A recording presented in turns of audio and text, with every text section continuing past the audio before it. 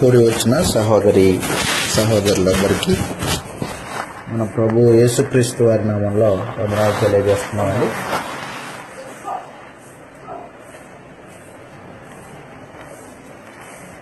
ఒక ప్రాముఖ్యమైన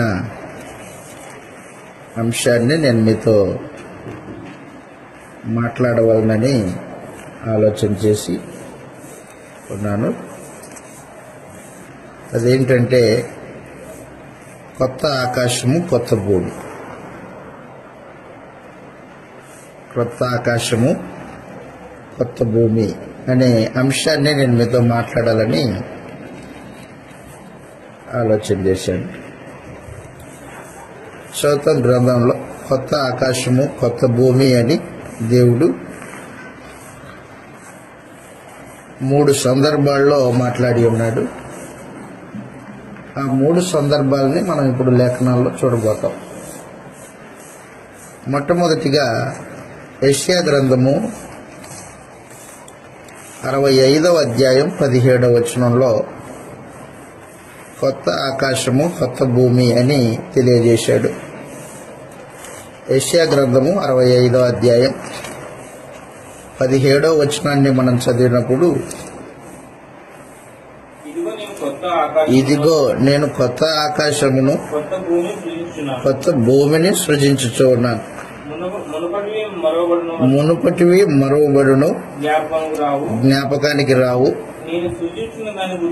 నేను సృజించుతున్న దాని గురించి మీరు ఎల్లప్పుడూ హర్షించి ఆనందించుడి. నిశ్చయముగా యెరూషలేమును ఆనందకరమైన స్థలముగాను ఆమె ప్రజల్ని హర్షించువారిగాను సృజించుతూ ఉన్నాను. యెరూషలేమును గూర్చి ఆనందించదను, నా జనులను గూర్చి హర్షించదను. వినపడదు.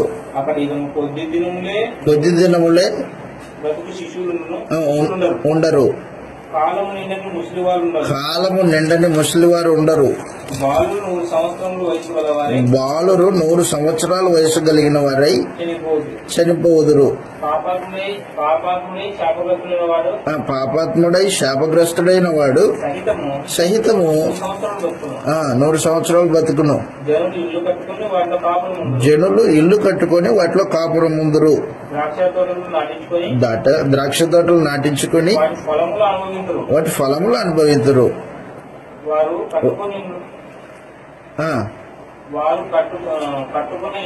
వారు కట్టుకున్న ఇళ్లలో వేరొకరు కాపురం ఉండరు, వారు నాటుకున్న వాటిని వేరొకరు అనుభవించరు. నా జనుల ఆయుష్యము వృక్షాయుష్యమంతా అగును. నేను ఏర్పరచుకుని వారు చేసుకుని దాని ఫలమును పూర్తిగా అనుభవింతురు. వారు వృధాగా ప్రయాసపడరు, ఆకస్మికంగా అపాయము నొందుటకై పిల్లల్ని కనరు. వారు యెహోవా చేత ఆశీర్వదింపబడిన వారు అగుదురు. వారి సంతానపు వారి యొద్దనే పొందురు. వారికి ఇలాగున జరుగును, వేడుకొనక మునుపు నేను ఉత్తరమిచ్చేదను, చేయిచుండగా ఆలకించేదను.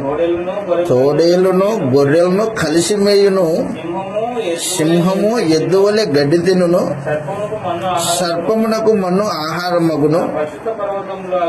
నా పరిశుద్ధ పర్వతములో అవి హాని అయినను నాశనమైనను చేయకుండును అని సమాచారం. అది యెషయా ప్రవక్త దేవుని సందేశాన్ని ఇశ్రాయేలీయులకు వినిపింపజేస్తున్నాడు. వారు చేసిన పాపాలకి తీర్పు బబులోను చెరకు వెళ్ళిపోతారని తెలియజేశాడు ముందుగానే. ఆ తర్వాత బబులోను చెర నుండి విడిపింపబడి కోరేషు అనే రాజు ద్వారా, మాదియ పారసికుల రాజు కోరేషు అనే రాజు ద్వారా మరలా తిరిగి యెరూషలేములో స్థాపింపబడి యెరూషలేములో ఇల్లు కట్టించుకొని యెరూషలేములోనే తమ నివాసం చేయించు దేవుణ్ణి ఆనుకొని ఉంటారు, దేవుని దీవెనలు పొందుతారు అని పరమందున్న దేవుడు వివరిస్తూ ఉన్నాడు. వారిని ఆదరిస్తున్నాడు ప్రత్యేకించి. ఇశ్రాయేలీలు యూదులైన వారు దేవునికి విరోధంగా పాపం చేశారు, ధర్మశాస్త్రాన్ని విడిచిపెట్టి విరోధులయ్యారు. కాబట్టి దేవుడు వారిని బబులోను చెరకు పంపిస్తాడు 70 సంవత్సరాలు. ఈ బబులోను రాజు నెబుకద్నెజరు యెరూషలేముని 3 సార్లు దండయాత్ర చేశాడు. 3 సార్లు దండయాత్ర చేసినప్పుడు ఈ 3 సార్లు దండయాత్రలో యూదులైన వారిని చెర తీసుకొని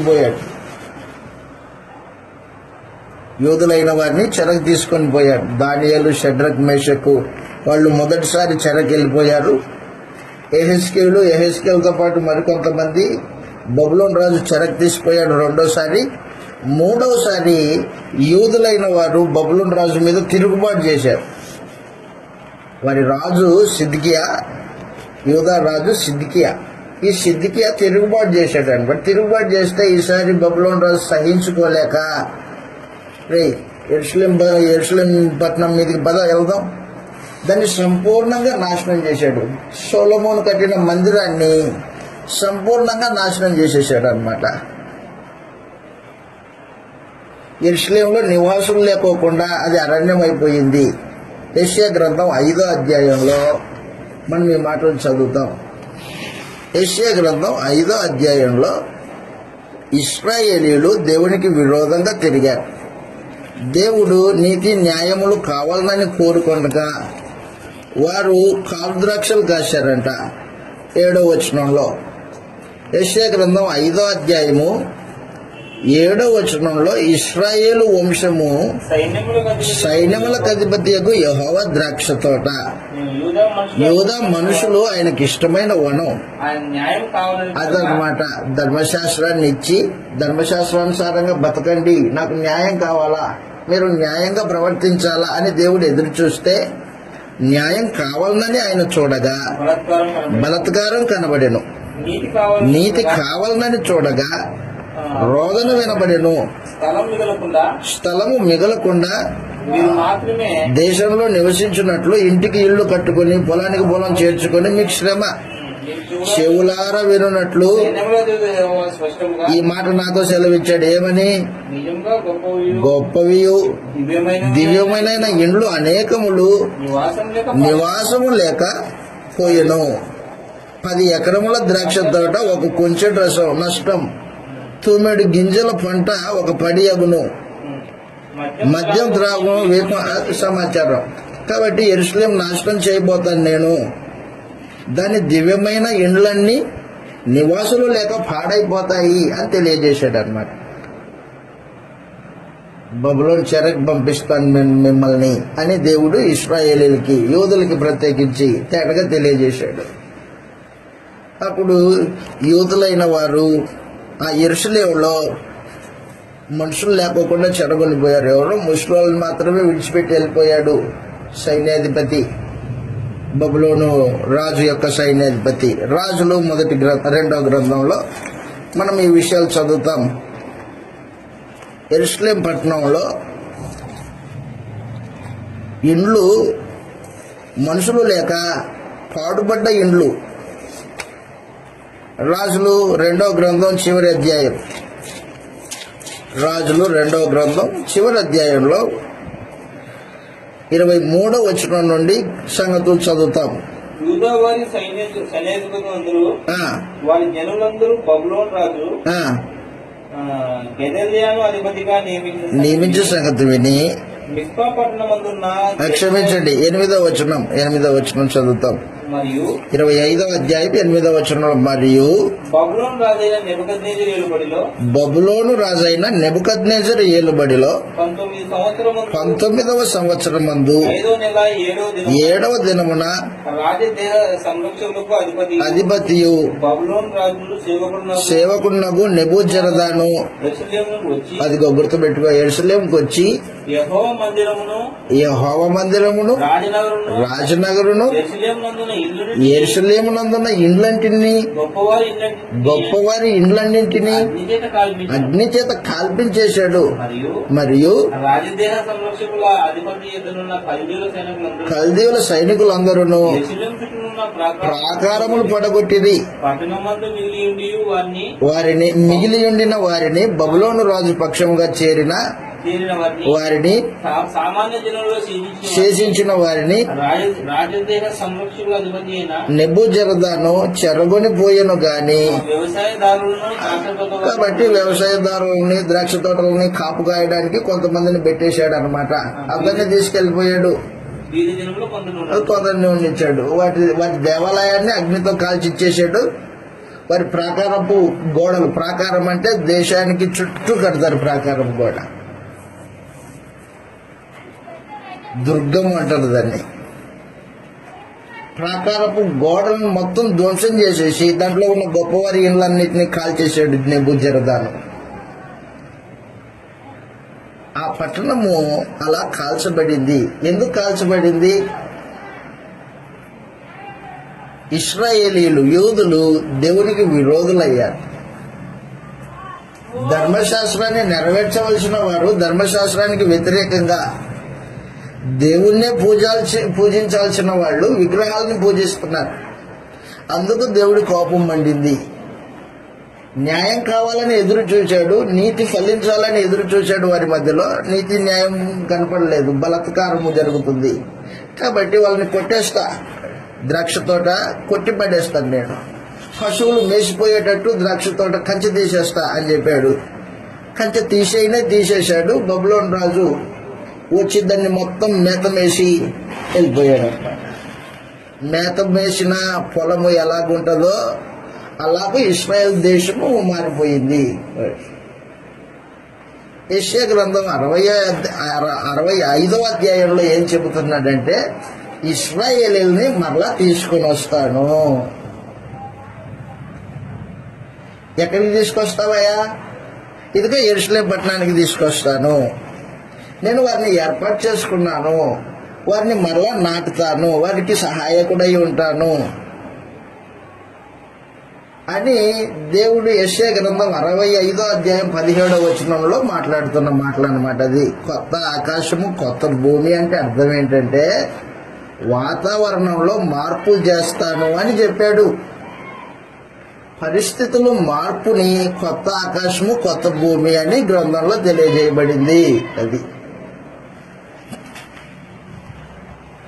పరిస్థితుల మార్పుని కొత్త ఆకాశము, కొత్త భూమి అని తెలియజేశాడు. పరిస్థితులు మారుస్తాడు. మునుకున్న పరిస్థితుల్ని మార్చేస్తాను నేను. అదనమాట పరిస్థితులలో మార్పు.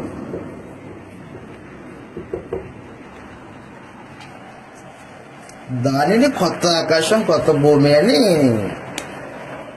దేవుడు యెషయా ప్రవక్త ద్వారా తెలియజేశాడు. చదువుతాం, అక్కడ రాయబడింది. యెషయా గ్రంథం 65వ అధ్యాయం. యెషయా గ్రంథం 65వ అధ్యాయం 17వ వచనం నుంచి మరొక మారు. ఇదిగో 16 నుంచి చదువుతాం. 16 నుంచి యెషయా గ్రంథం 65వ అధ్యాయం.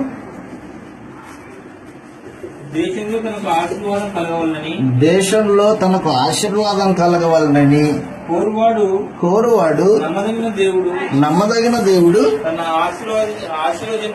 ఆశ్రయించవలనని కోరుకుంటాడు. ఆ దేశంలో ప్రమాణం చేయవాడు నమ్మదగిన దేవుడితోడని ప్రమాణం చేస్తాడు. పూర్వం కలిగిన బాధలు నా దృష్టికి మరువబడతాయి అని. పూర్వము బాధలు అనుభవించారు ఎవరు? ఇశ్రాయేలీయులు, యూదులు. పూర్వం ఏమనుభవించారు? బాధలు అనుభవించారు. ఏ బాధలు? పూర్వం అనుభవించిన బాధలు. ఆ ఇల్లు కోల్పోయారు, మొత్తం బబులోను రాజు వచ్చి ధ్వంసం చేసేసారు. అది సమాచారం. పూర్వము బాధలు అనుభవించితిరి, నా దృష్టికి మరువబడును, మరుగవును. ఇదిగో అదనమాట. పూర్వము ఇశ్రాయేలీయులు, యూదులైన వారు దేవునికి విరోధంగా తిరిగినందున దేవుడు వారిని బాధపరిచాడు. బబులోను చెరకి దేవుడే పంపించాడు. బబులోను రాజైన నెబుకద్నెజరుకి బలాన్ని ఇచ్చి, శక్తినిచ్చి, అధికారాన్ని ఇచ్చి తన పిల్లల మీదకి ఉసిగొల్పి పంపించింది ఎవరు? దేవుడే పంపించాడు. ఏ సమాచారం. తన బిడ్డల యొక్క చెడుతనాన్ని మాన్పించడానికి, వారి విగ్రహ అపవిత్రతను కడిగివేయడానికి బబులోను రాజుని దేవుడే పంపించాడు. వారిని బాధపరిచాడు. వాస్తవానికి దేవుడు సంపూర్ణంగా. దేవుడు బాధపరుస్తాడా? దేవుడు తన పిల్లల మీద చేసుకుంటాడా? చేసుకుంటాడు. బిడ్డ తప్పు చేసినప్పుడు తండ్రి కొట్టినట్టు పరమందున దేవుడు తన ప్రజలైన ఇశ్రాయేలీయుల యొక్క చెడుతనాన్ని మాన్పించడానికి బబులోనుని వాడుకొని వారిని శిక్ష విధించాడు. అది పూర్వం జరిగే బాధలు అని చెప్పాడు అనమాట. అది ఇంకా జరగలేదు. యెషయా ప్రవక్త ద్వారా ముందుగానే తెలియజేస్తున్నాడు అనమాట. తెలియజేస్తా అంటున్నాడు కిందికి, ఇప్పుడు కొత్త ఆకాశమును కొత్త భూమిని సృజిస్తాను అన్నాడు. కొత్త ఆకాశం కొత్త భూమి అంటే మనుషులు ఏమైనా ఆలోచన చేశారంటే, ఇదిగో ఈ ఆకాశం తీసేసి ఆ కొత్త భూమిని, కొత్త ఆకాశాన్ని దేవుడు చేస్తాడు అని మనుషులు మాట్లాడడం మొదలు పెట్టారు. కొత్త ఆకాశం కొత్త భూమి అంటే భూమి పోయి మరి భూమి కొత్తది వస్తుందని, లేదా ఆకాశం పోయి మరలా కొత్తది వస్తుందని ఆ ఉద్దేశంతో చెప్పలేదు దేవుడు. ఏ ఉద్దేశంతో చెప్పాడు ఆయన? పరిస్థితులు మార్పు అవుతాయి. అది సమాచారం. బాధపడిన వాళ్ళు ఇప్పుడు సంతోషంగా ఉంటారు యెరూషలేములో. నాకు విరోధులైన వాళ్ళు ఇప్పుడు నన్ను ఆశ్రయిస్తారు. నాకు వ్యతిరేకంగా పాపం చేసిన వారు నా ప్రజలై ఉంటారు. ఇక మీదట పరిస్థితుల్లో మార్పు, వారి ఆత్మ సంబంధమైన స్థితి మార్పు అన్నమాట. అది వారి భౌతికమైన వాతావరణము మార్పు. దాన్ని తెలియజేశాడు గ్రంథంలో. చదువుతాం. ఇలా రాయబడింది యెషయా గ్రంథం 14వ అధ్యాయంలో. యెషయా గ్రంథము 13వ అధ్యాయం చూస్తాం. మొదటిగా యెషయా గ్రంథము 13వ అధ్యాయం. అనేకులు లేఖనాలని అపార్థం చేసుకుంటున్నారు. యెషయా గ్రంథం 13వ అధ్యాయంలో బబులోను సామ్రాజ్యాన్ని కూలదోల్చి అష్షూరు రాజైన, మాదియ పారసిక రాజైన కోరేషుని రేపుతానని దేవుడు ముందుగానే తెలియజేస్తున్నాడు. 13వ అధ్యాయము 17వ వచనంలో, 13వ అధ్యాయం 17వ వచనంలో వారి మీద, ఎవరి మీద? బబులోను రాజు మీద పడడానికి. 13వ అధ్యాయం 1వ వచనంలో బబులోను రాజును గూర్చి అని ఉంది అక్కడ. వారి మీద పడుటకు నేను మాదీయులను రేపేదను. అది సమాచారం. ఎవరయ్యా మాదీయులు? ఆ మాదీయుల్లో ప్రత్యేకించి కోరేష్ ఉన్నాడు. కోరేష్ని పిలుస్తున్నాడు. మాదీయ రాజు కోరేష్. కోరేషును నేనే పిలిచాను. కోరేషు ద్వారా ఇశ్రాయేలీయుల్ని మరలా తమ స్వదేశానికి తీసుకెళ్లి ఏర్పాటు చేశాడు దేవుడు. యెషయా గ్రంథం 44వ అధ్యాయం. యెషయా గ్రంథం 44వ అధ్యాయం 24వ వచనం నుండి ఈ మాటలు రాయబడ్డాయి. యెషయా గ్రంథము 44వ అధ్యాయము 24వ వచనం నుండి. యెషయా గ్రంథము 44వ అధ్యాయం 24వ వచనం నుండి మనం చదివితే, గర్భములో నుండి నిన్ను నిర్మించిన నీ విమోచకుడు ఎవరు? దేవుడు. ఇశ్రాయేలు, నిన్ను గర్భంలో పుట్టించింది నేనే. గర్భంలో నుండి నిన్ను నిర్మించిన నీ విమోచకుడైన యెహోవా ఇలాగ సెలవిచ్చుచున్నాడు, నేనే సమస్తాన్ని జరిగించేవాడును, ఆకాశ విశాలపరిచిన వాడును, ప్రగల్భుల ప్రవచనములను వ్యర్థం చేయవాడును, జ్ఞానులను వెనుకకు తిప్పి, జ్ఞానులను వెనుకకు తిప్పి వారి విద్యను అవిద్యగా చేయవాడు నేనే.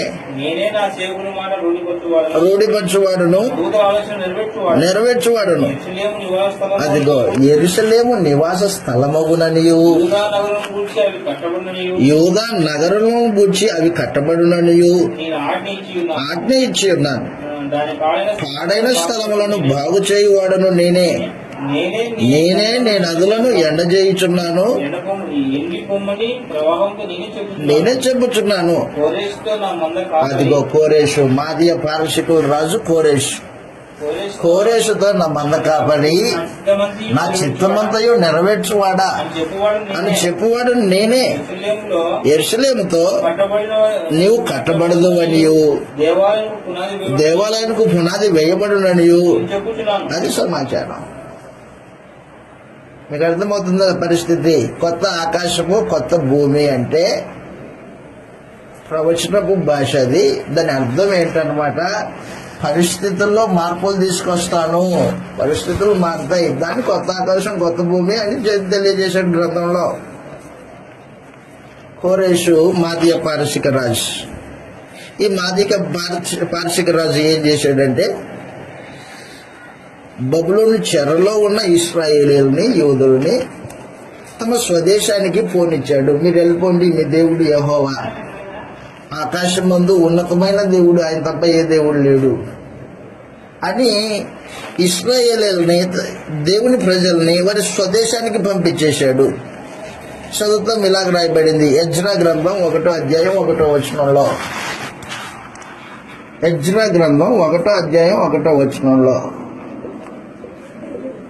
ఈ మాటలు రాయబడ్డాయి. ఎజ్రా యాజకుడు, శాస్త్రి, ధర్మశాస్త్రాన్ని తన చేతులతో రాసేవాడు. ఆయన ఎజ్రా గ్రంథం 1వ అధ్యాయం 1వ వచనంలో పారసిక దేశపు అదిగో పారసిక రాజైన కోరేషు ఏలుబడిలో మొదటి సంవత్సరం మందు వాక్యము నెరవేర్చుటకై కోరేషు మనస్సును ప్రేరేపించాడు. దేవుడే కోరేషు మనస్సుని ప్రేరేపించాడు. ఏ విషయంలో ప్రేరేపించాడు? తన ప్రజల్ని స్వదేశానికి పంపించమని. అతను తన రాజ్యమంతటా చాటింపు చేయించి ఇట్లు ప్రకటన చేయించను. ఏమని? పారసిక దేశపు రాజైన కోరేషు ఆజ్ఞాపించినదేమనగా, ఆకాశమందలి దేవుడైన యెహోవా జనులను నా వశం చేసి మందిరం కట్టించమని నాకు ఆజ్ఞ. అవునా? కోరేషుకి చెప్పాడంట. మనం చదివాం యెషయా గ్రంథం 44వ అధ్యాయంలో. కోరేషు నా మంద కాపరి, నా మందని కాసేవాడు, నా మంద కాపరి అని కోరేషుని పిలిచి నేను యెరూషలేమును కట్టిస్తా, దాని మందిరాన్ని మరలా పునాదులు వేయిస్తా అని యెషయా గ్రంథం 44వ అధ్యాయంలో మనం చదివినట్టుగా ఎజ్రా గ్రంథం 1:1లో పారసిక రాజు అయిన కోరేషు మొదటి సంవత్సరం ఏలుబడికి వచ్చిన మొదటి సంవత్సరంలోనే కార్యక్రమాలు జరిగించడం ప్రారంభించాడు అనమాట. ఎవరు? దేవుని ప్రజలు ఉన్నారు ఇక్కడ. అయా మేమండి, మేము సరే, మీరందరూ మీ దేశానికి వెళ్ళిపోండి, మీ దేవుడైన యెహోవాకి పూజలు చేయండి, మందిరం కట్టండి, ఆ మందిరానికి కావలసిన డబ్బులు అవసరం ఉంటే నన్ను అడగండి, నేను ఇస్తా. కాబట్టి పరిస్థితుల్లో మార్పు జరుగుతుందని చెప్పడానికి కొత్త ఆకాశం కొత్త భూమి అని యెషయా గ్రంథం 65వ అధ్యాయం 16వ వచనంలో తెలియజేస్తున్న మాటే కానీ కొత్త ఆకాశం అంటే ఆకాశాన్ని, ఇప్పుడున్న ఆకాశాన్ని తీసేసి కొత్త ఆకాశం వేస్తాడని కాదు.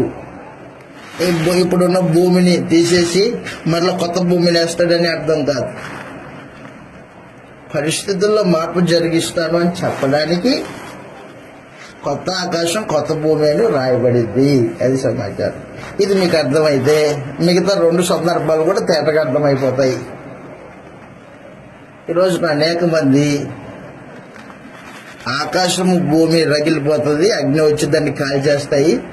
పేతురు గారు రాసిన 2వ పత్రిక 3వ అధ్యాయంలో ఆకాశములు మహావేంద్రంతో లయమైపోతాయి, భూమి మీద ఉన్న కృత్యములన్నీ కాలిపోతాయి అని మనుషులు మాట్లాడుతున్నారు. పేతురు చెప్పాడు కదా, పేతురు చెప్పిన మాటల్ని అక్షరార్థంగా తీసుకుంటున్నారు అన్నమాట. చదువుతాం ఆ మాటలు కూడా. పేతురు గారు రాసిన 2వ పత్రిక 3వ అధ్యాయంలో, ఇది మీకు అర్థమైంది, నేను ముందుకెళ్తున్నా. పేతురు గారు రాసిన 2వ పత్రిక 3వ అధ్యాయము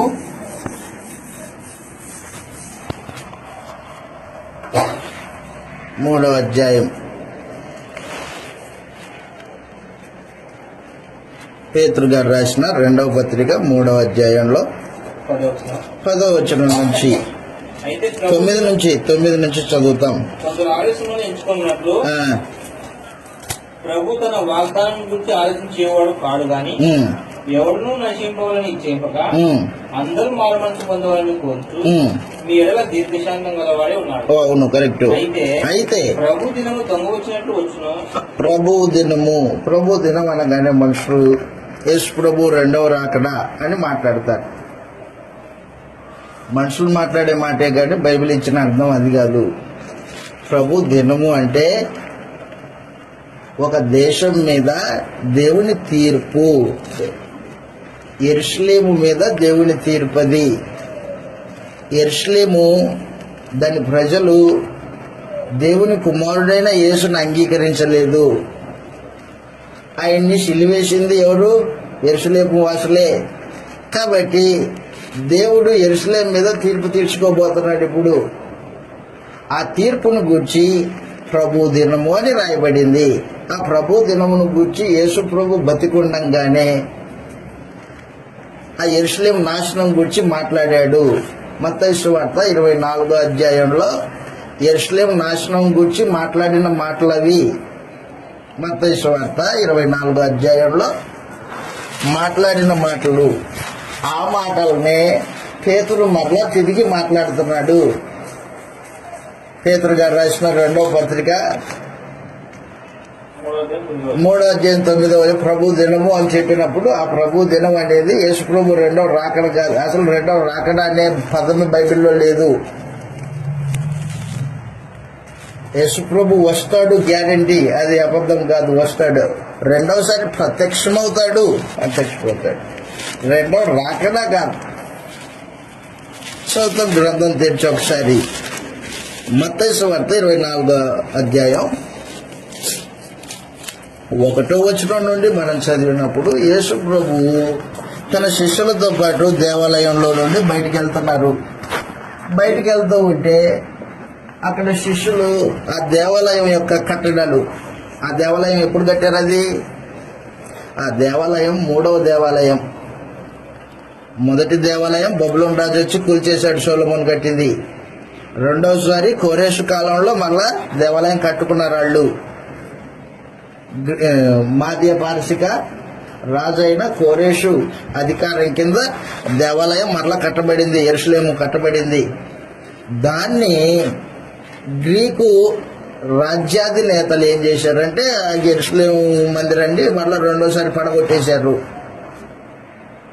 ఆ తర్వాత యూదుల రాజైన హేరోదు యెరూషలేములో ఉన్న యూదుల యొక్క మన్నను పొందాలని రాజకీయ లబ్ధి కోసము 46 సంవత్సరాలు మరలా మందిరాన్ని కట్టించాడు.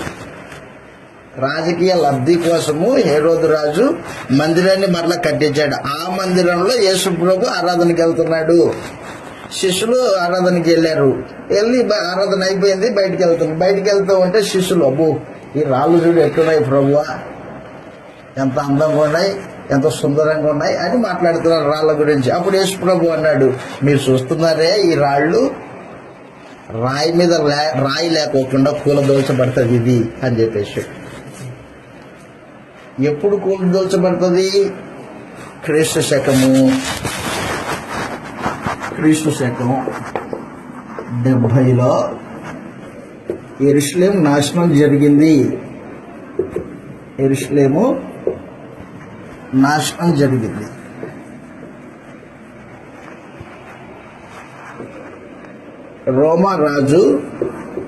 రోమా చక్రవర్తి వెస్పేషియన్ వెస్పేషియన్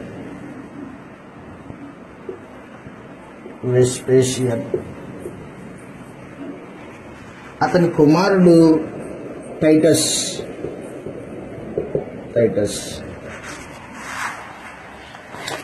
వెస్పేషియన్ రాజుగా రోమా సింహాసనం మీద కూర్చుని ఉంటే అతని కుమారుడు టైటస్ అనేవాడు సైన్యానికి అధిపతి అన్నమాట. సైన్యాధిపతి, రాజు పక్షాన యుద్ధాలు చేసేవాడు టైటస్.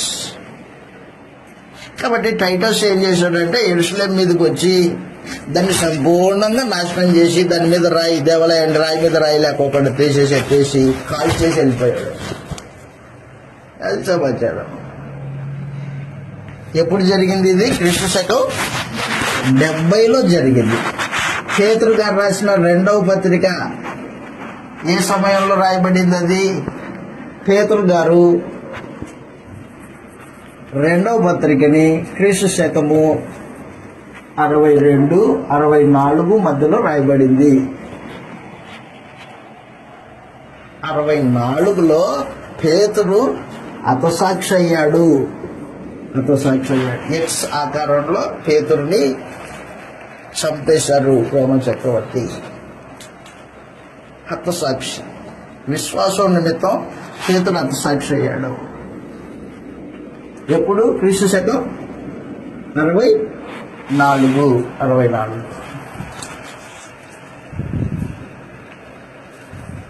క్రీస్తు శకం 64 ప్రాంతంలో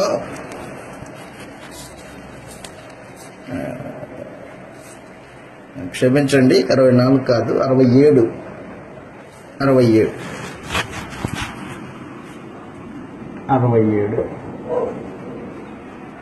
ఈ 67లో ఎక్స్ ఆకారంలో పేతుర్ని ఎక్స్ ఆకారంలో ఆయన్ని హతసాక్షిగా చేసి చంపేశారు. అదే కాలంలోనే పౌలుని తలగొట్టించేశాడు. పౌలు తల తీసేశాడు, శిరఛేదం చేశాడు పౌలుని. ఇద్దరిని ఒకేసారి, ఆయన్నేమో ఎక్స్ ఆకారంలో సిలువేస్తే ఆ పౌలునేమో శిరఛేదనం చేశారు. తలకాయ ముందు మీద తలకాయ లేకోకుండా కట్ చేశారు అంతే. క్రీస్తు ప్రభు నమ్ముకున్నందుకు, ఆ విశ్వాసాన్ని ప్రకటించినందుకు నీరో చక్రవర్తి క్రూరుడు. క్రైస్తవ్యాన్ని నీరుగార్చాలి, భూమి మీద లేకుండా చేయాలనే భావంతో తాను చేసిన నేరాన్ని క్రైస్తవుల మీదకి నెట్టి వారిని హింసిస్తున్నాడు. ఈ క్రీస్తు శకం 70లో జరిగే యెరూషలేము నాశనం గురించి యేసు ప్రభు మత్తయి సువార్త 24వ అధ్యాయంలో ప్రవచించితే అదే ప్రవచనపు భాషని ఉపయోగించి పేతురు క్రీస్తు శకము 62-67 ఈ మధ్య కాలంలో 2 పేతురు పత్రికలు ఉన్నాయి కదా, ఈ పేతురు పత్రికలు రాస్తూ తెలియజేశాడు అనమాట. ప్రత్యేకించి 2వ పత్రికలో యెరూషలేము నాశనం గురించి మాట్లాడాడు. కానీ మనుషులు ఏమంటారు? ఇవన్నీ పట్టించుకోరు. వాళ్ళకి గ్రంథం తెలిస్తే కాదు, గ్రంథము దాని యొక్క చర్చనీయాంశం, దాని కాల పరిస్థితులు తెలియక మనుషులు కాబట్టి మనుషులు తేటగా గ్రంథాన్ని నేర్చుకోవాలి, గుడ్డిగా నమ్మేది కాదు. సొంతం ఇలాగ రాయబడింది మత్తయి సువార్త యేసు ప్రభు ప్రవచనం 24వ అధ్యాయం 1వ వచనం నుండి. దేవాలయం నుండి బయలుదేరి వెళుచూ ఉండగా ఆయన శిష్యులు ఆ దేవాలయపు కట్టడంలో ఆయన చూపింపవచ్చురి. అందుకు ఆయన ఇవన్నీ చూస్తున్నారు కదా, రాతి మీద రాయి ఒకటి పడద్రోయబడునని ఖచ్చితంగా చెప్తున్నారు. రాయి మీద రాయి లేకోకుండా ఈ దేవాలయం పడిపోతుంది, పడగొట్టబడుతుంది. ఎవరయ్యా పడగొట్టేది? ఇదిగో రాబోయేవాడు ఉన్నాడు, టైటస్ అనేవాడు. యేసు ప్రభు సుమారు క్రీస్తు శకం 33 ఆ ప్రాంతంలో, ఆ సమయంలో యెరూషలేం నాశనం అవుతుందని ప్రవచించాడు. క్రీస్తు శకం 32-33 యేసు ప్రభు ప్రవచనాలు చెప్పినప్పుడు కాలమది. మత్తయి సువార్త 24వ అధ్యాయం ప్రవచనాల యెరూషలేం నాశనం కూర్చున్న ప్రవచనం. ఎందుకంటే దేవుని కుమారుడిని అంగీకరించలేదు వాళ్ళు. లూకాసు వార్త క్షమించండి, అక్కడే పైనుంది 23వ అధ్యాయంలోనే, మత్తయి సువార్త 23వ అధ్యాయం 37వ వచనంలో, యెరూషలేమా ప్రవక్తలను చంపుచును నీ యొద్దకు పంపబడిన వారిని ఉండుదానా, ఎలాగూ చేర్చుకును.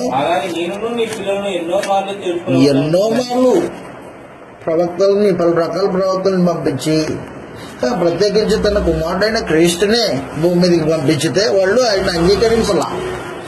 ప్రవక్తల్ని రాళ్ళతో కొట్టి చంపేశారు. మీరు ఒళ్ళకపోతిరి, లోబడకపోతిరి, ఇదిగో మీ ఇల్లు మీకు విడవబడింది. ఇది మొదలుకొని చెప్పు వరకు అది సమాచారం. వెళ్ళిపోతున్నాడు ఇక యూదాన్ని విడిచిపెట్టి యేసు ప్రభు.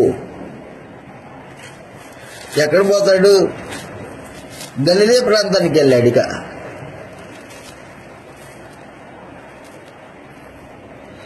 లూకాసు వార్త 19వ అధ్యాయం, లూకాసు వార్త 19వ అధ్యాయం, లూకాసు వార్త 19వ అధ్యాయము ప్రత్యేకించి 36వ వచనం నుండి మనం చదువుతాం. యేసు ప్రభు గాడిద పిల్లనెక్కి జాతరగా వస్తున్నాడు. 36వ వచనం నుంచి, ఆయన వెలుచూ ఉండగా తమ బట్టలు దారి పొడుగున పరిచిరి. ఒలివ కొండ నుండి దిగుచోటికి ఆయన సమీపించుచున్నప్పుడు శిష్యులు సమూహమంతయు సంతోషించుచు.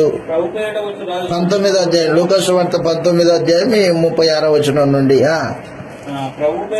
ప్రభు పేరట వచ్చు రాజు, దేవుని పేరట వచ్చు రాజు యేసు ప్రభు స్తుతింపబడును గాక. పరలోకమందు సమాధానమును మహిమయు ఉండును గాక అని అద్భుతములన్నిటిని గూర్చి దేవునికి స్తోత్రం చేయసాగిరి. కొందరు పరిసయ్యులు బోధకుడా గద్దింపమని చెప్పగా వాళ్ళు ఊరుకుంటే ఈ రాళ్ళు కేకలేస్తాయి, ప్రభు స్తుతింపబడును గాక అని. యేసు ప్రభు పట్టణానికి సమీపిస్తున్నప్పుడు కన్నీళ్లు పెట్టుకున్నాడు మహాప్రభు. ఎందుకు కన్నీళ్లు పెట్టుకున్నాడంటే, ఇదిగో దానికి జరగబోయే దుర్గతి ఆయనకి ఎరిగిన వాడై కన్నీళ్లు పెట్టుకుంటున్నాడు. యెరూషలేమా ప్రవక్తల్ని చంపుతూ ఉండుదానా, ఈ దినమైన మారు మనసు పొందు. నీ రాజు వచ్చాడు, మారు మనసు పొందు. అయితే అది రాను అని చెప్పేసింది ఏకదాటిగా చదువు కిందకి. నీవు ఈ దినమైనను తెలుసుకొని ఎడల నీకెంతో మేలు గాని నీ కన్నులకు మరుగు చేయబడి ఉన్నవి. ప్రభు నిన్ను దర్శించిన కాలం నువ్వు ఎరగకుంటివి. అది సమాచారం. వాక్యం వినబడుతున్నప్పుడు మనుషు మారు మనసు పొందాలి. లేదు, కాలం చెల్లిపోతుంది, రోజులు గడుస్తున్నాయి, ఒకవేళ మారు మనసు పొందే అవకాశం లేకుండా దేవుడు ఎత్తేస్తే నీ గతి ఏమైపోతుంది యెరూషలేమా? కాబట్టి మనుషులు మారు మనసు పొందడానికి కాలం తీసుకోకూడదు, సమయం తీసుకో. ఏ రోజు ఆ రోజు మారు మనసు పొందాలా. నీవు ఈ దినమందైనను సమాధాన సంబంధమైన సంగతులను తెలుసుకొని ఎడల నీకెంతో మేలు గాని ఇప్పుడవి నీ కన్నులకు మరుగు చేయబడి ఉన్నవి. ప్రభు నిన్ను దర్శించిన కాలము నీవు ఎరగకుంటివి గనుక నీ శత్రువులు నీ చుట్టూ గట్టు కట్టి ముట్టడేసి అన్ని పక్కల నిన్ను అరకట్టి నీ పిల్లలతో కూడా నేల కలిపి, అబ్బో మహత్తరమైన భయంకరమైన కార్యక్రమం అది.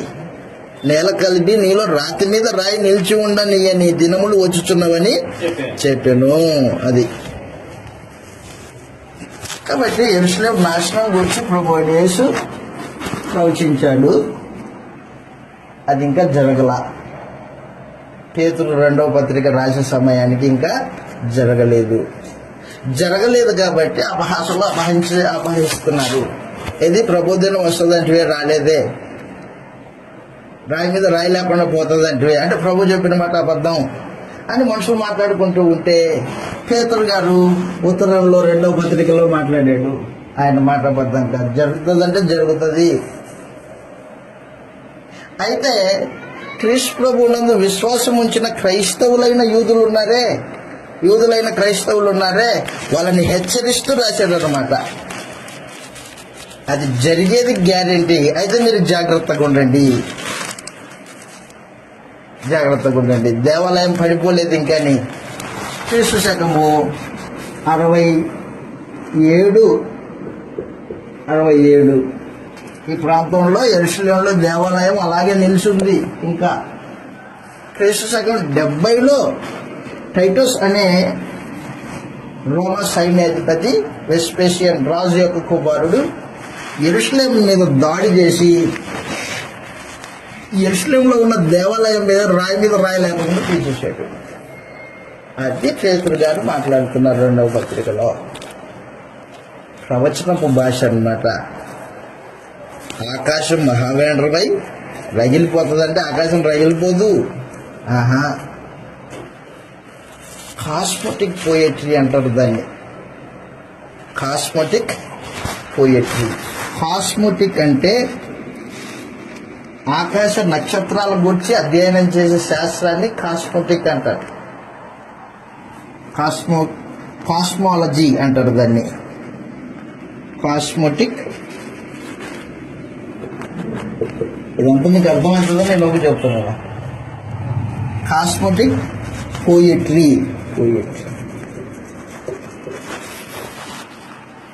ఆకాశంలో ఉన్న నక్షత్రాలని, ఆకాశపు సూర్యచంద్రులని తీసుకొని ప్రవచనాలు చెప్పడాన్ని కాస్మోటిక్ పోయట్రీ అంటారు. ఒక దేశం మీదకి మరొక దేశము యుద్ధం జరిగే ఈ ప్రక్రియని అలంకార రూపంలో తెలియజేస్తున్నాడు ప్రభు అయిన యేసు. మత్తయి సువార్తకి వెళ్దాం. ఇప్పుడు మత్తయి సువార్త 24వ అధ్యాయంలో మనం చదువుతాం. కాస్మెటిక్ పోయిటరీ యేసు ప్రభు ఉపయోగించాడు.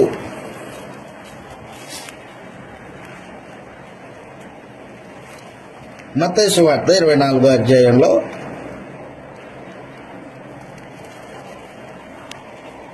29వ వచనం. మత్తయి సువార్త 24వ అధ్యాయం 29వ వచనంలో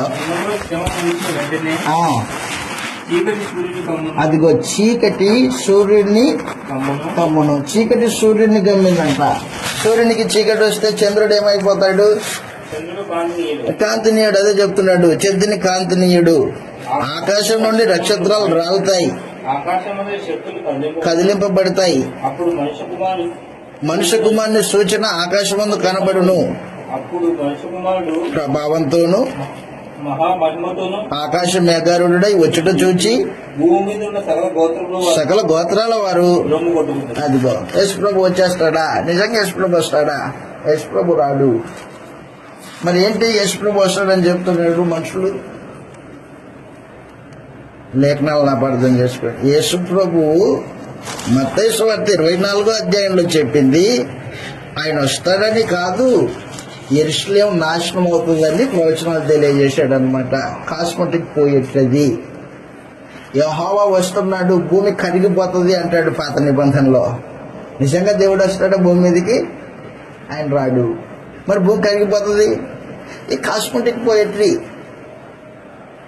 ఆయన ఒక దేశం మీదకి మరొక దేశాన్ని తీర్పు తీర్చడానికి పంపించినప్పుడు ఈ పదప్రయోగాలు జరుగుతూ ఉంటాయి.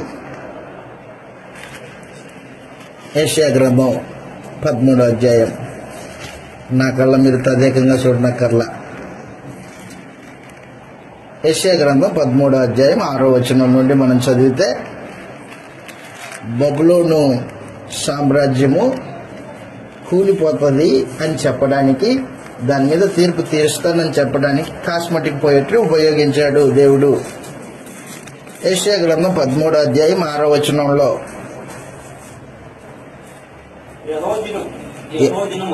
అదిగో యెహోవా దినం అన్నాడు. తీర్పు దినాన్ని ఏమన్నాడు? యెహోవా యెహోవా దినం. యెహోవా దినం వచ్చుచున్నది, ఘోషించుడి. ఘోషించుడి. అది ప్రళయం వలె సర్వశక్తులకు దేవుని యొద్ద నుండి వచ్చును. అందుచేత బాహువులన్నీయు దుర్బలమగును. ప్రతివాని గుండె కరిగిపోవును. ప్రతివానికి గుండె కరిగిపోతుంది. జనులు విభ్రాంతినందుదురు. వేదనలు దుఃఖములు వారికి కలుగును. వారికి కలుగుతాయి. ప్రసవ వేదన పడుదాని వల్ల వారు వేదన పడుదురు. ఒకరినొకరు తేలి చూతురు. 13వ వచనం, 10వచనంలోనే చెప్పాడు. ఆకాశ నక్షత్రము అదిగో ఆకాశ నక్షత్రాలు, నక్షత్ర రాశులు తమ వెలుగు ప్రకాశింపనీయు. ఉదయకాలమున చీకటి గమ్మును. ఉదయముననే చీకటి ఎవరికి గమ్ముతుందంట? సూర్యునికి గమ్ముతుంది. ఉదయమే చీకటి వస్తుందా? చీకటి రావాలంటే టైం పడుతుంది కదా. అంటే కాస్మెటిక్ పోయి మాట్లాడుతున్నారు అనమాట ఇక్కడ. ఉదయకాలంలో సూర్యుని చీకటి కమ్మును, చంద్రుడు ప్రకాశింపనుడు. లోకులు చెడుతనమును బట్టి, దోషమును బట్టి. అది సమాచారం. ఎవరిని శిక్షిస్తారంటే వారంటే ఎవరు? అక్కడ 13వ అధ్యాయంలో బబులోను సామ్రాజ్యం. బబులోను సామ్రాజ్యాన్ని శిక్షించబోతాను అని చెప్పినప్పుడు యెహోవా దినం అని చెప్పాడు. అది సమాచారమే. కాబట్టి దయచేసి గుర్తుపెట్టుకో, ప్రభు దినం అంటే యేసు రెండో రాకడా అని దాని అర్థం కాదు. యెరూషలేం నాశనం అయిపోతుంది అని చెప్పాడు. అది సమాచారం. పేతురు గారు రాసిన 2వ పత్రికలో 67 క్రీస్తు శకం 62 నుంచి 67 మధ్య కాలంలో రాయబడింది. అది ఆ పరిస్థితుల్లో యూదుల్లో నుంచి క్రైస్తవులైన వారికి ఉత్తరం రాష్ట్ర జాగ్రత్త, ప్రభు మాట ఖచ్చితం. అది యెరూషలేం నాశనం జరుగుతుంది, జాగ్రత్తగా ఉండండి, విశ్వాసంలో ఉండండి, నిలిచి ఉండండి అని చెబుతూ జాగ్రత్త చెప్పిన మాటలే పేతురు గారు రాసిన 2వ పత్రిక 3వ అధ్యాయంలో మాటలు చదువుతాం. అక్కడ చెప్పాడు కొత్త ఆకాశం కొత్త భూమి అని. పేతురు గారు రాసిన 2వ పత్రిక మీకు అర్థమైంది అనుకుంటున్నాను, నేను అందుకు ముందుకు వెళ్తున్నా.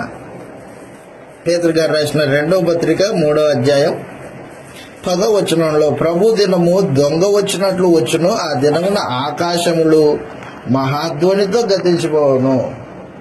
భూమి మీద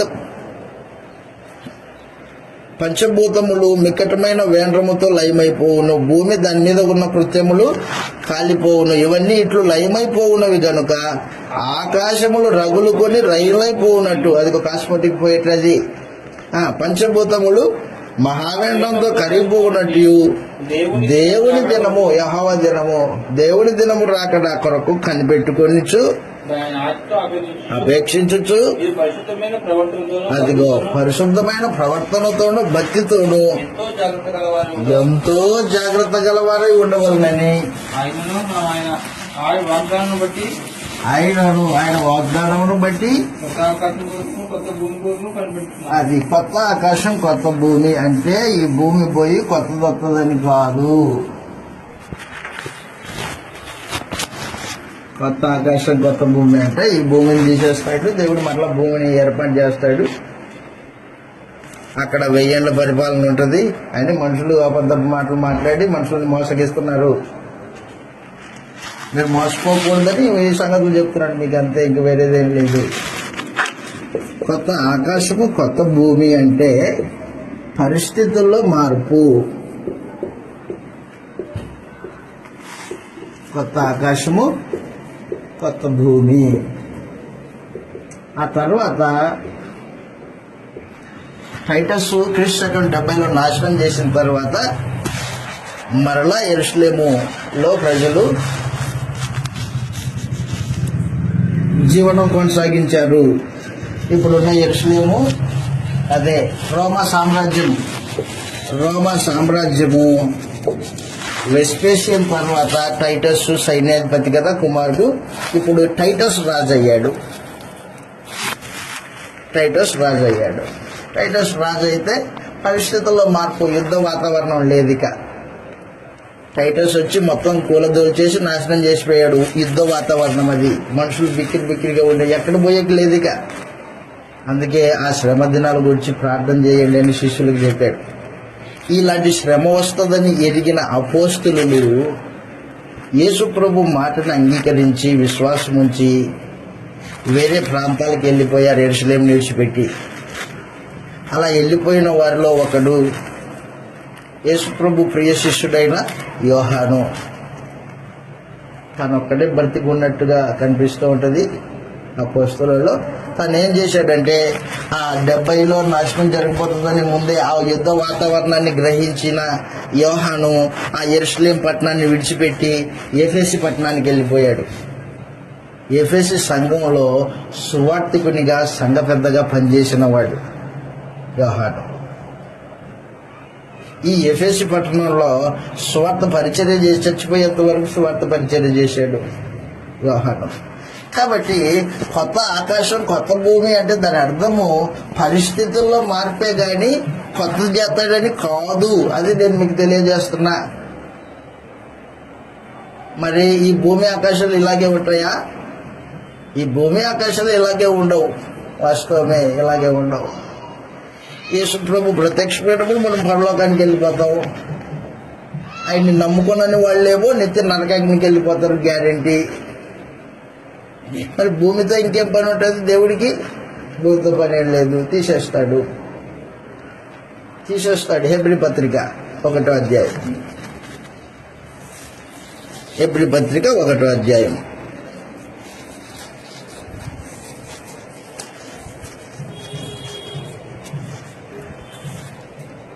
హెబ్రీ పత్రిక 1వ అధ్యాయము ప్రత్యేకించి 10వ వచనంలో ఈ మాటలు రాయబడ్డాయి. యేసు ప్రభువును గూర్చి మరియు ప్రభువా భూమికి పునాది వేసితివి, ఆకాశములు కూడా నీ చేతి పనులే, అవి నశించును గాని యేసు ప్రభు నిల్చుంటాడు నిరంతరం. అదనమాట, వస్త్రం వల్లే పాతగిలిపోతాయి గాని మర్చిపోతువు మార్చబడును గాని. అది సమాచారం. కాబట్టి వస్త్రం వల్ల దాన్ని మర్చేస్తాడు, ఆకాశాన్ని మర్చేస్తాడు, భూమిని తీసేస్తాడు, అంతే తప్పించి పేతురు గారు రాసిన 2వ పత్రిక 3వ అధ్యాయంలో ఆకాశం రాగులు కొని పంచభూతాలు తేలిపోయి, అది ప్రవచనపు భాషే కానీ వాస్తవం కాదు. అక్షరార్థంగా తీసుకుంటే అపార్థమవుతుంది లేఖనం. 2వ సమాచారం అది. పరిస్థితుల మార్పు, యుద్ధ వాతావరణం. వెస్పేషియన్ కాలంలో యెరూషలేము యుద్ధ వాతావరణం కింద ఉంది. ఆ యుద్ధ వాతావరణంలో మనుషులు బహు శ్రమలు పాలయ్యారు. ఆ శ్రమలు ముగిసిన తర్వాత మళ్ళీ యథావిధిగా మనుషులు యెరూషలేములో నివాసాలు కట్టుకున్నారు. ఇప్పుడున్న యెరూషలేం అదే. ఆ తర్వాత కొత్త ఆకాశము కొత్త భూమి అనే ఈ మాట ప్రకటన గ్రంథంలో కనిపిస్తుంది మనకి. చదువుతాం. 3వ సందర్భం, కొత్త ఆకాశము కొత్త భూమి అనే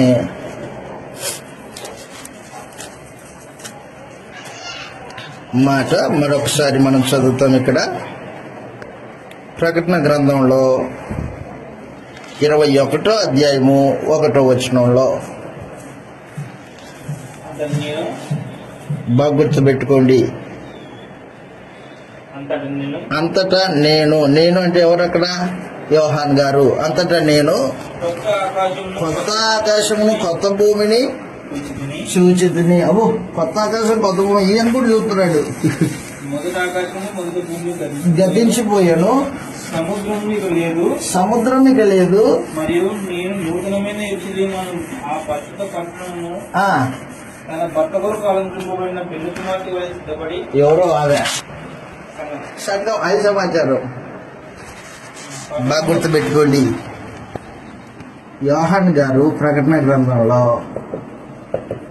21వ అధ్యాయం 1వ వచనంలో కొత్త ఆకాశం కొత్త భూమి అని చెప్పింది దేనికోసం అంటే, సంఘము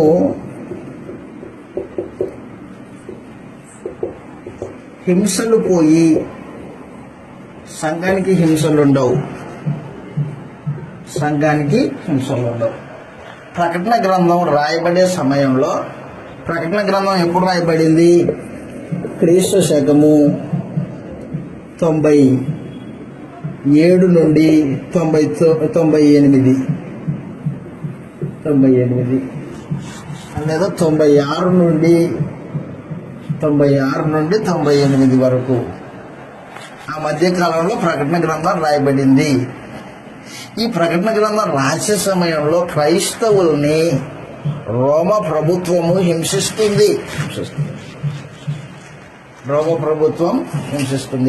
ప్రభుత్వాన్ని ప్రకటన గ్రంథము క్రూర మృగం అని తెలియజేసింది. క్రూర మృగం అంటే రోమా ప్రభుత్వం.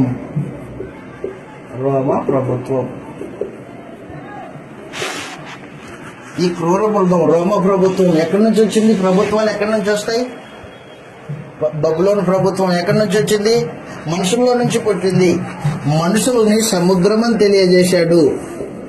సముద్రం అంటే భౌతికమైన సముద్రం కాదు. సముద్రం అంటే భూజనాంగం.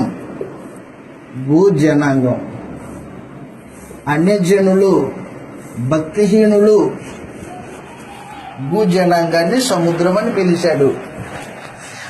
సముద్రంలో నుంచి క్రూర మృగం వచ్చింది. సముద్రంలో నుంచి ఎవరు వచ్చారు? క్రూర మృగం. సముద్రం అంటే భూజనాంగంలో నుండి ఒక ప్రభుత్వం ఏర్పాటు చేయబడింది. అది రోమ ప్రభుత్వం. ఈ రోమ ప్రభుత్వము సంఘాన్ని హింసిస్తుంది అన్నమాట. నీరో చక్రవర్తి క్రీస్తు శకము 64 నుంచి 68 వరకు నీరో చక్రవర్తి పరిపాలన చేశాడు. 62 నుంచి 68 సుమారు కరెక్ట్ గా చెప్పలేను కానీ ఆ ప్రాంతంలో నీరో చక్రవర్తి బహుక్రూరుడు. తన ఆనందం కొరకు యెరూషలేముకి నిప్పంటించాడు. యెరూషలేముకి నిప్పంటిస్తే ఆ నిప్పు అక్కడ ఇక్కడ అన్నిటికీ తగలబడి దేవాలయాలు, రోమా దేవాలయాలకి నిప్పంటుకున్నాయి, కాలిపోయాయి. 14 పరగణాలు అంటే 14 మండలాలు. పరగణాలు అంటే గ్రామాల సముదాయాన్ని పరగణం అంటారు. ఆ 14 మండలాలు మొత్తం కాలిపోయాయి. వారి దేవాలయాలు కాలి బూడిదైపోతే ప్రజలందరికీ తెలుసు ఎవరు నిప్పెట్టింది. నీరో చక్రవర్తి. నీరో అన్నాడు, రే నేను కాదురా బాబు, ఇదిగో ఈ క్రైస్తవులు ఏ ఆచారానికి రారు కదా మనతో పాటు, ఏ పండగకి మన దేవుడిని అంగీకరించారు కదా, వాళ్ళకంటూ ఒక దేవుడు ఉన్నాడండి, వాళ్ళు ప్రభు యేసు అంటారు కదా, వాళ్ళుగా మీ దేవాలయాన్ని తగలబెట్టింది, నేను కాదు. నేరము తన మీదకి రాకోకుండా కప్పిపుచ్చుకోవడానికి క్రైస్తవుల మీద నేరం నెట్టాడు అనమాట. అప్పుడు చుట్టూ ఉన్న ప్రజలు క్రైస్తవుల్ని హింసించడం ప్రారంభించారు. హింస అనమాట మొదటి శతాబ్దంలో. ఆ తర్వాత వెస్పేషియన్ వచ్చాడు. వెస్పేషియన్ తర్వాత టైటస్ తర్వాత డొమిషియన్ వచ్చాడు. ఒక ఆయన డొమిషియన్. ఈ డొమిషియన్ అనేవాడు బహుక్రూరుడు, ఇంతైనా ఆలోచన కలిగిన వాడు. తన విగ్రహాన్ని చేపించుకొని ఆ విగ్రహానికి పూజ చేస్తే, నమస్కారం చేస్తే సర్టిఫికెట్ ఇస్తాడు వ్యాపారం చేసుకోవడానికి, లేకపోతే అన్నం ఉండదు, ఏముండదు. అలాగన క్రీస్తు ప్రభు సంఘము వేరే విగ్రహానికి మొక్కదు కాబట్టి ఆకలి దప్పికలతో అటుపంచిపోతున్నారు. అలమటిస్తున్న సంఘానికి ఆదరణ కలిగించడానికి ప్రకటన గ్రంథం రాయబడింది. అట్టి హింసలు ఎదుర్కొంటున్న సంఘాన్ని కన్నీళ్లు తుడచడానికి ప్రభు అయిన యేసు యోహాను గారికి ప్రవచన రూపంలో రాయిస్తున్నాడు ప్రకటన గ్రంథం అనేది. ఏం పర్వాలేదు, మరణం వరకు నమ్మకంగా ఉండు, నేను నీకు జీవకిరీటాన్ని ఇస్తా. నేను హింసింపబడ్డాను కదా, నా దానివి కాబట్టి సంగమా నువ్వు హింసింపబడతావు, దానిలో కదా ఆశ్చర్యమేం లేదే. నేను సిలువైపడ్డాను కదా, నువ్వు సిలువైపడతావు, ఇబ్బంది ఏం లేదు, గుర్తుపెట్టుకో. నువ్వు చచ్చిపోవు. నేను తిరిగి లేపబడ్డాను కాబట్టి నువ్వు తిరిగి లేపబడతావు, అంతే, నాతో పాటు ఉంటావు. భౌతికమైన చావు కాదది, ఆత్మ సంబంధమైన మరణం అది చావు, కానీ భౌతికమైన చావు కాదు. మరణానికి భయపడద్దు అని ఆదరించడానికి ఈ వాతావరణాన్ని, హింసా వాతావరణాన్ని నేను తీసేస్తాను అని చెప్పడానికి యేసు ప్రభు కొత్త ఆకాశం కొత్త భూమని ప్రకటన గ్రంథం 21వ అధ్యాయంలో తెలియజేసిన మాట అది సమాచారం. అర్థమైందా? ఏమో నాకు తెలియదు. పరిస్థితుల్లో మార్పు, అది సమాచారం. అర్థమైతే మీరు ధన్యుడు, అర్థం కాకపోతే నేనేం చేయలేను.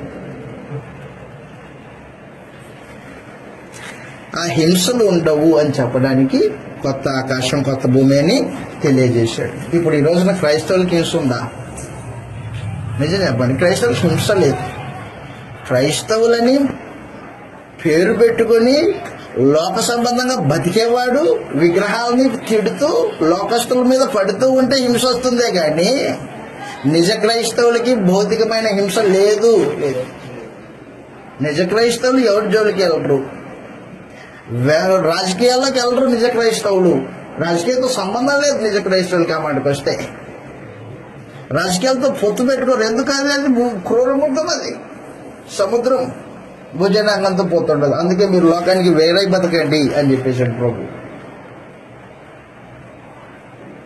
తిమోతికి రాసిన మొదటి పత్రిక 2వ అధ్యాయం 1వ వచనంలో అపోస్తలుడైన పౌలు తిమోతికి ఉత్తరం రాస్తూ తెలియజేస్తున్నాడు, నాయన తిమోతి, సుఖముగాను నెమ్మదిగాను బ్రతుకు నిమిత్తము నువ్వు మనుషులందరి కొరకు ప్రార్థన చేయి నాయన.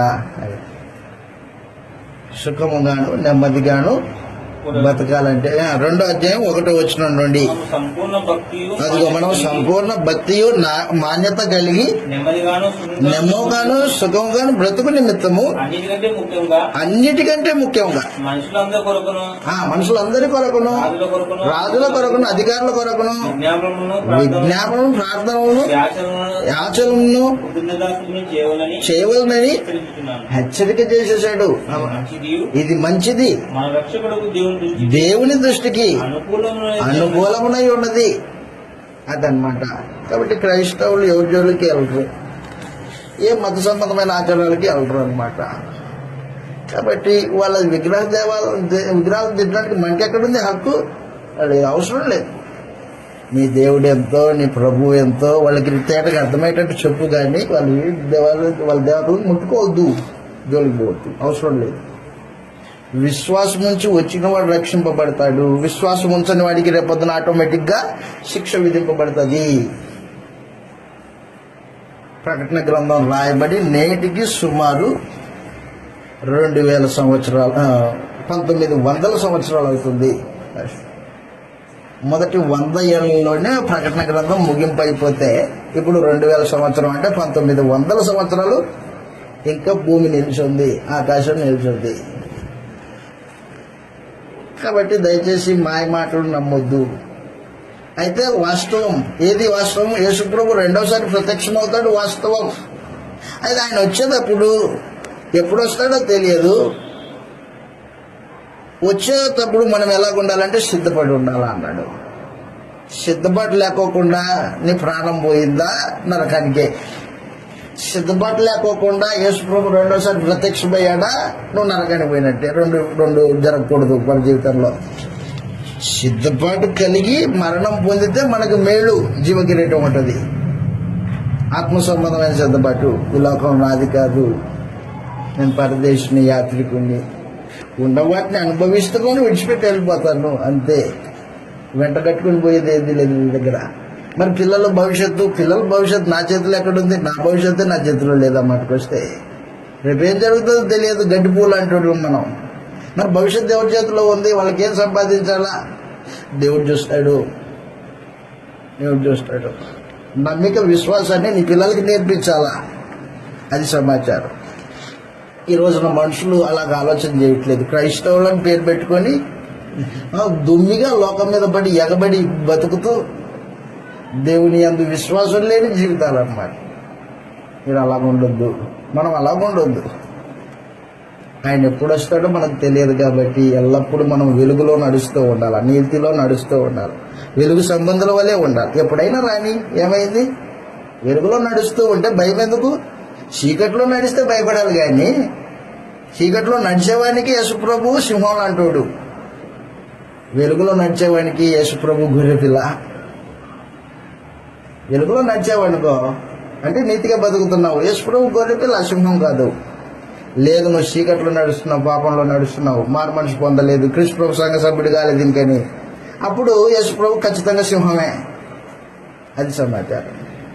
కాబట్టి కొత్త ఆకాశము కొత్త భూమి అని ప్రకటన గ్రంథం 21వ అధ్యాయంలో చెప్పింది దేనికోసం అంటే సంఘానికి ప్రస్తుతం అప్పటి కాలంలో ఉన్న హింస పోయి హింస లేకోకుండా తీసేస్తానని చెప్పడానికి క్రూర మృగము అంటే రోమ ప్రభుత్వాన్ని తీసేశాడు. ఇప్పుడు రోమ ప్రభుత్వం ఉందా? ఎవరి దేశం వాళ్ళు పరిపాలన చేసుకుంటున్నారు. అది సమాచారం. రోమ ప్రభుత్వాన్ని సంపూర్ణంగా నాశనం చేసిన దేవుడే. రోమ ప్రభుత్వం లేదు, క్రూర మృగం లేదు. అది సమాచారం. కాబట్టి కొత్త ఆకాశం కొత్త భూమి అనే ఈ పదజాలము పరిస్థితుల్లో మార్పును గురించి మాట్లాడిన మాటే గాని అక్షరార్థంగా కొత్త ఆకాశం కొత్త భూమి అనేది కాదు. అది మీరు గ్రహించి యేసుప్రభు వస్తాడంటే గ్యారెంటీ వస్తాడు. హెబ్రీ పత్రిక 9వ అధ్యాయం 27వ వచనంలో రెండవ రాకడ కాదు, రెండవసారి ప్రత్యక్షత. అది సమాచారం. హెబ్రీలకు రాసిన పత్రిక 9వ అధ్యాయం 27వ వచనంలో 27, 28 మనుషులు ఒక్కసారే మృతి పొందవలనని నియమింపబడెను, ఆ తర్వాత తీర్పు జరుగును. అలాగుననే క్రీస్తు కూడా అనేక పాపములను భరించుటకు అదనమాట. అనేకుల పాపాలు భరించడానికి మరియ గర్భాన్ని పుట్టాడు, అనేక గర్భాన్ని పుట్టాడు. ఇప్పుడు రెండోసారి వస్తాడు. రెండోసారి వచ్చేది దేనికోసం అంటే తన కొరకు కనిపెట్టుకుని ఉండు వారి కోసం వస్తాడంట. రక్షణ నిమిత్తము పాపం లేకుండా. అది సమాచారం. రెండోసారి ప్రత్యక్షం అవుతాడు. ఎట్లా వస్తాడు? మహిమలో వస్తాడు, మేఘాల మీద వస్తాడు, బూరలతో వస్తాడు. నువ్వు భయపడాల్సిన పని లేదు.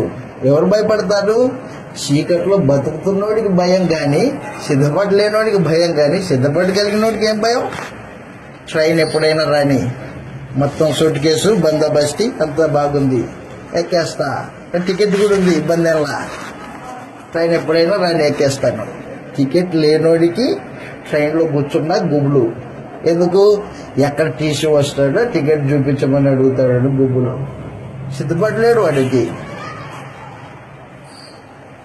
అలాగనే కృష్ణ ప్రభు ఎప్పుడు వచ్చినా మనకి ఇబ్బంది ఏం లేదు. సిద్ధపాటు కలిగిన వాళ్ళకి ఇబ్బంది లేదు, సిద్ధపాటు లేని వాళ్ళకే ఇబ్బంది.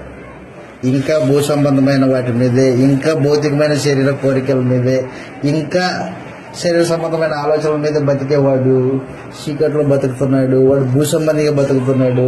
ఖచ్చితంగా వాడికి శిక్షే. సింహం, యూదాగోత్రం సింహం. కాబట్టి దయచేసి గుర్తుపెట్టు, మనం అలా ఉండొద్దు. ఆ మాట చదవండి, ముగించుకుంటాం. తెస్సలోనికీయులకు రాసిన మొదటి పత్రిక. యేసు ప్రభు రెండోసారి ప్రత్యక్షమైనప్పుడు ఏం జరుగుతుందో చెప్పేశాడు అక్కడ. తెస్సలోనికీయులకు రాసిన మొదటి పత్రిక చివరి అధ్యాయము 5వ అధ్యాయం మొదటి నుంచి. సహోదరులారా, ఆ కాలము గూర్చి ఆ సమయం గూర్చి మీకు రాయనక్కర్లేదు. రాత్రి దొంగ ఎలా వచ్చును, అలాగే ప్రభు దినము వచ్చునని మీకు బాగుగా తెలియను. లోకులు నెమ్మదిగా ఉన్నది, భయమేమీ లేదని చెప్పుకొని ఉండగా గర్భిణీ స్త్రీకి ప్రసవ వేదన వస్తుంది, హఠాత్తుగా వస్తుంది. బాగుంది అనుకుందాం, ఇప్పుడిప్పుడే నొప్పులు అంటుంది. ఏం చేస్తాం? అప్పుడప్పుడే కారో ఏదో మాట్లాడుకొని తీసుకెళ్తారు గర్భిణీ స్త్రీని. అలాగ గర్భిణీ స్త్రీకి ప్రసవ వేదన వచ్చినట్లు వారికి ఆకస్మికంగా నాశనం తటస్థించడం కనుక వారు ఎంత మాత్రం తప్పించుకోలేరు. సహోదరులారా, మీ మీదకి వచ్చుటకు అది సమాచారం. మీరు చీకటి సంబంధులు కాదు, మీరందరూ వెలుగు సంబంధులను ఉన్నారు. రాత్రి వారం కాము, చీకటి వారం కాము. కావున ఇతరుల వల్లే నిద్రపోవద్దు, మెలకువగా ఉండి మత్తులము కాక ఉందము. నిద్రపోయే వాళ్ళు లోక సంబంధమైన వాటి మత్తులో నిద్రపోతారు, మత్తుగా ఉందరు. పగటి వారమై ఉన్నాం గనక మత్తులమై ఉండక విశ్వాసము, ప్రేమను ఆ, విశ్వాస ప్రేమలను కవచము, విశ్వాస ప్రేమలను కవచము, రక్షణ నిరీక్షణను శిరస్నానమును ధరించుకొందము. ఎందుకనగా మన ప్రభు అయిన యేసుక్రీస్తు ద్వారా రక్షణ పొందుటకే దేవుడు మనల్ని నియమించను గాని ఉగ్రత పాలవడానికి. కాబట్టి మనం మేలుకొని ఉన్నను, నిద్రపోచున్నాను, తనతో కూడా జీవించు నిమిత్తము. ఆయన మన కొరకు మృతి పొందాడు. అది సమాచారం. కాబట్టి మీరు ఇప్పుడు చేయుచున్నట్టుగానే ఒకరినొకరు ఆదరించి ఒకరినొకరు క్షేమాభివృద్ధి కలగజేయండి. అది సమాచారం. కాబట్టి క్రైస్తవుడు వెలుగులో బతికే జీవితం భయపడినక్కర్లా. ఎప్పుడైనా రాని ప్రభు యేసు, ఇబ్బంది ఏం లేదు. లోక సంబంధులకి భయం వేస్తుంటది, శరీరానుసారంగా బతికేవాడికి భయం వేస్తుంటది. ఎందుకంటే ఆయన ఎప్పుడు వస్తాడో సిద్ధపాటు కలిగిన వాడికి భయం ఉండదు. అది సమాచారం. కాబట్టి కొత్త ఆకాశం కొత్త భూమి అనే ఈ పదజాలాన్ని మనుషులు అపార్థం చేసుకున్నారు. స్థానిక సంఘమా, మీరు అపార్థం చేసుకోవద్దు అని నేను మీకు తేటగా తెలియజేస్తే మాటలు ముగిస్తూ ఉన్నాను. మీ అందరికీ వందనాలు.